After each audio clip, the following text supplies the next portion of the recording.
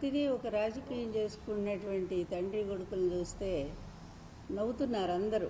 జనంలోకి వెళ్ళి అడగండి, వీళ్ళని చూస్తే ఒక జోకర్ లాగా తయారైపోయారు. ఎందుకంటే ఏ తల్లినైతే వీళ్ళు ఘాటుగా విమర్శించారో, ఆమెకు లేనిపోని అన్ని అంటగట్టారో, వీళ్ళు ఐటీడీపీలో ఆమెను హీనంగా చిత్రించి చూపించారో, అట్లాంటి తల్లికి వీళ్ళు విశేష చెప్తారట. ఏంటి అసలు ఈ దరిద్రపు రాజకీయం? తండ్రి అనుకుంటే తండ్రిని మించినటువంటి కొడుకు తయారైపోయాడు. ఎంత నీచమైన రాజకీయం వాళ్ళకి అర్థమై చావటల్లా అసలు. అది గమ్మత్తు.